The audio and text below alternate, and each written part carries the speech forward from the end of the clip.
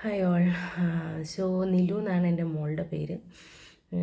മോളുടെ date of birth 2022 April 25. So അവൾ ജനിച്ച് ആ ഒരു റെസ്പോണ്ടൊക്കെ ചെയ്ത് തുടങ്ങിയ ആ ഒരു സമയത്ത് പുള്ളിക്കാരി ഭയങ്കര സീരിയസ് ആയിരുന്നു.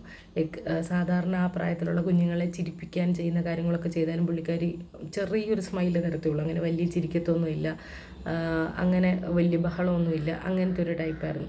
അപ്പം പുള്ളിക്കാരിയുടെ അച്ഛൻ കുറച്ചൊരു ഇൻട്രോവേർട്ട് ടൈപ്പാണ്, ഞാൻ കുറച്ച് എക്സ്ട്രോവേർട്ട് ടൈപ്പ്. അപ്പം ഇവിടെ എൻ്റെ വീട്ടിൽ എല്ലാവരും ഭയങ്കര എക്സ്ട്രോവേർട്ട് ടൈപ്പാണ്. അപ്പോൾ അവരെല്ലാവരും പറയും, ഓ നിലു അച്ഛനെ പോലെയാണ്, അധികം മിണ്ടാട്ടമൊന്നുമില്ല, ഭയങ്കര സീരിയസ് ആണ് എന്നൊക്കെ പറയുമായിരുന്നു. പക്ഷേ കുറച്ച് നാൾ കഴിഞ്ഞപ്പോഴത്തേക്കിനും പുള്ളിക്കാരി ആൾ മൊത്തത്തിൽ മാറി. ഭയങ്കര എക്സ്ട്രോവേർട്ട് ടൈപ്പ്, ലൈക്ക് ടിറ്റോ എൻ്റെ പോലെ ആകാൻ തുടങ്ങി.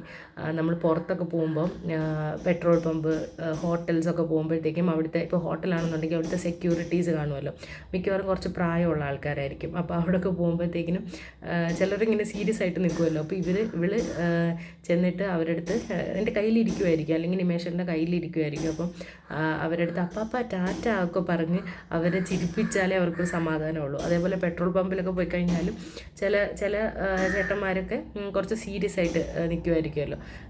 അപ്പം ഇവിടെ ഇങ്ങനെ കാറിൽ എൻ്റെ മടിയിലിരിക്കുമായിരിക്കും പെട്രോൾ അടിച്ചുകൊണ്ടിരിക്കുമ്പോൾ. അപ്പോൾ അവർക്ക് ടാറ്റ പറയണം, അപ്പാപ്പ ടാറ്റ ടാറ്റ. അപ്പോൾ അവർ ആദ്യമൊന്നും മൈൻഡ് ചെയ്തില്ലെങ്കിൽ അവൾക്ക് ഭയങ്കര വിഷമമാണ്. പിന്നെയും പറഞ്ഞ് അവരെ കൊണ്ട് ചിരിപ്പിക്കണം. അറ്റ്ലീസ്റ്റ് ചിരിച്ചാലേ അവൾക്കൊരു സമാധാനമുള്ളൂ.